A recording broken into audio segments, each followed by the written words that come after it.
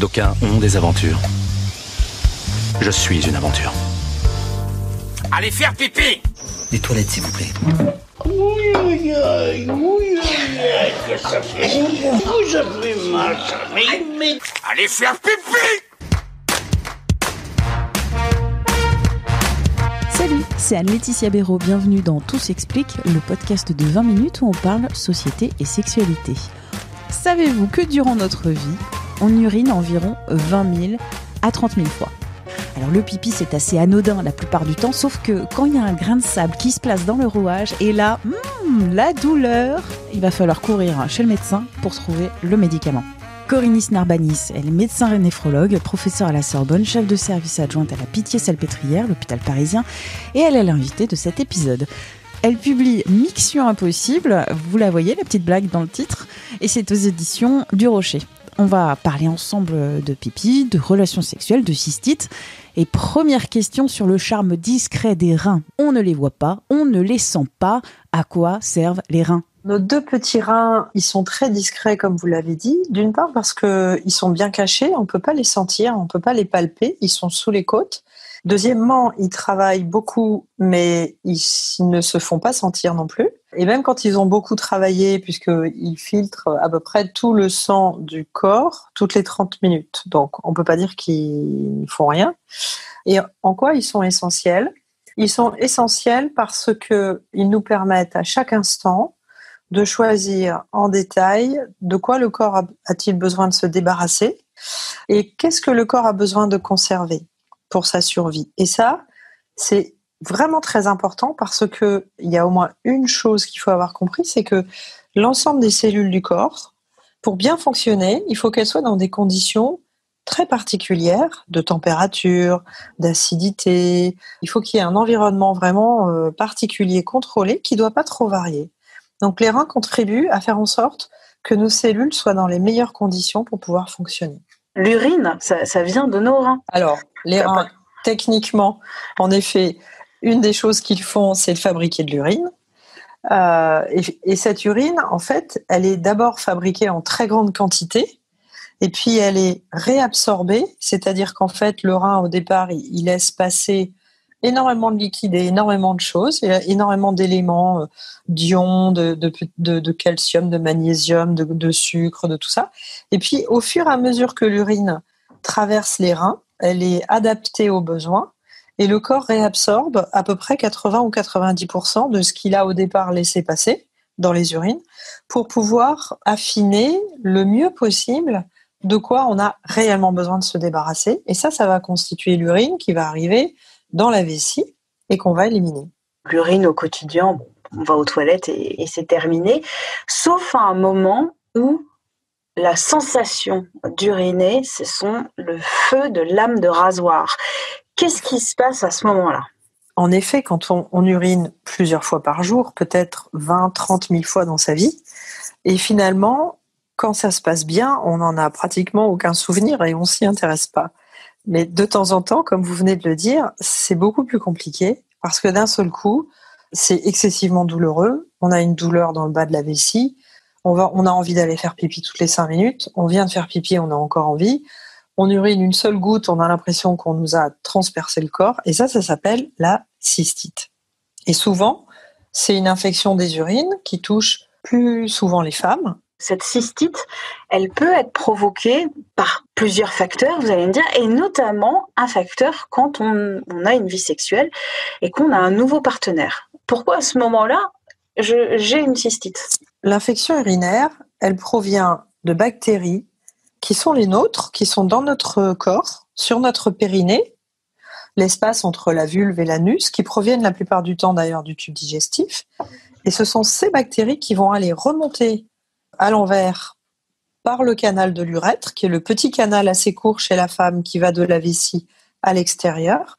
Et c'est ça qui va donner l'infection urinaire. Alors, c'est pas une maladie sexuellement transmissible. C'est pas le partenaire qui nous a donné l'infection urinaire. Ça, c'est très important. Il n'y a pas besoin de lui faire la tête au partenaire. C'est pas ça le problème. Mais par contre, il y a des liens importants entre la vie sexuelle et les cystites chez la femme. Pourquoi ? Parce que ce petit canal, il arrive à côté de l'orifice du vagin Et pendant les rapports sexuels, c'est un endroit qui va être potentiellement irrité, subir des frottements. Et les bactéries de l'un et de l'autre vont se mélanger, mais surtout les nôtres, en fait. Et ce frottement ou cette irritation qui peut avoir lieu pendant les rapports sexuels peut favoriser les infections urinaires. Alors, pourquoi avec un nouveau partenaire, parfois, ça apparaît alors qu'avec le partenaire précédent, il n'y avait pas de cystite ? Eh bien, parce que, à tout point de vue, les partenaires sont différents. C'est bien pour ça parfois on change de partenaire. 2 personnes sont très différentes. La façon dont nous allons avoir des rapports sexuels est souvent différente. La taille des organes, la façon dont l'organe sexuel masculin va rentrer dans le vagin de la femme, frotter sur son périnée, tout va être différent en fait. Donc nous, on fait pas de comparaison. Mais tous ces petits facteurs peuvent entrer en considération et faire qu'avec une personne en particulier, les infections, les cystites vont être plus fréquentes. Après, ça dépend aussi peut-être de la fréquence des rapports sexuels. Si on a des rapports sexuels très fréquents, on va avoir une irritation locale peut-être plus importante. Et puis, un des points essentiels, c'est que ça dépend aussi de ce que l'on boit. Si on ne boit pas du tout parce qu'on a peur d'aller faire pipi pendant les rapports sexuels, il faut d'abord dire une chose, c'est que le corps, il a pensé à tout, théoriquement. Quand tout va bien, même si on a des urines dans la vessie, on va sans doute pas faire pipi pendant un rapport sexuel. Il y a beaucoup de choses qui sont prévues pour ne pas interférer avec l'acte sexuel.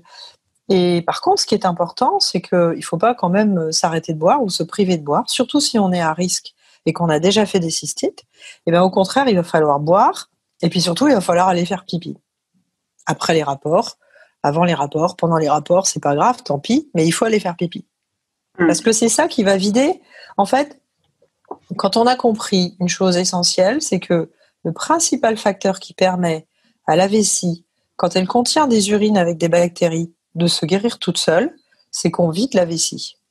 Si les urines restent dans la vessie avec des bactéries, les bactéries, elles sont assez bien là dans la vessie, il fait chaud, c'est tranquille, elles se multiplient. Si on va aux toilettes et qu'on vide la vessie, on a vidé notre vessie et c'est comme une chasse d'eau en fait. On fabrique des urines en permanence, si on boit. Les urines nouvelles arrivent dans la vessie, elles lavent la vessie en quelque sorte. On va uriner, ça lave le petit canal de l'urètre, ça emmène les bactéries avec. Celles qui essayaient de remonter à l'envers pour nous donner une cystite, ça les emmène avec le fait d'uriner. Et donc ça nous protège des infections urinaires. Donc en prévention, c'est vraiment très important. Quand vous êtes au travail, ou que vous soyez, il ne faut pas se retenir d'aller aux toilettes. Alors, évidemment, c'est un sujet qui est compliqué parce que ça commence à l'école. Les jeunes filles et les enfants qui sont dans des écoles où ils ont des toilettes pas très sympas, pas très clean, pas très bien protégées, où ils ont peur qu'on les voit, où ils sont pas tranquilles, etc. On a tous des souvenirs de pas avoir été aux toilettes à l'école parce qu'on trouvait ça pas très sympa. Dans la vie d'adulte, c'est souvent pareil. Soit on n'est pas bienvenu de prendre une pause pour aller uriner souvent à son travail, soit les toilettes sont pas propres, pas disponibles, voilà. Soit on est tellement occupé à travailler, je pense notamment à des collègues professionnels de santé, les infirmières pendant le Covid, en réanimation, qui étaient habillées des pieds à la tête avec des tenues pour les protéger du virus. Bon, il y a des situations professionnelles où c'est compliqué d'aller faire pipi, souvent. Et souvent, d'ailleurs, on s'impose un peu nous-mêmes de ne pas aller uriner parce qu'on a toujours quelque chose de plus important à faire, alors que si on est sujet à des cystites, c'est vraiment fondamental. Il ne suffit pas de boire, il faut boire et aller faire pipi. Et donc le conseil pour éviter l'infection urinaire, donc la cystite, qu'est-ce que ce sera selon vous ? Eh bien, le conseil pour moi, c'est que uriner, faire pipi, c'est un acte de bonne santé. Il faut s'en occuper, il faut regarder comment on fait pipi, il faut faire attention à boire assez puis à aller uriner suffisamment. C'est une question de respect de son propre corps. Si on veut que les reins puissent fonctionner bien comme il faut et qu'on n'ait pas de soucis, peut-être tout simplement faire attention à la constipation, faire attention à la ménopause, à la qualité de sa muqueuse et aller voir son médecin ou son gynécologue ou son médecin traitant pour poser des questions, éventuellement avoir un traitement si nécessaire. C'est des petites choses, mais qui peuvent être très importantes pour éviter d'avoir des épisodes de cystite. Tout s'explique, c'est le podcast Sexualité et Société de 20 minutes. Vous pouvez le retrouver sur toutes les plateformes d'écoute en ligne. Vous pouvez vous abonner et nous écrire à audio@20minutes.fr. On se retrouve la semaine prochaine. D'ici là, portez-vous bien.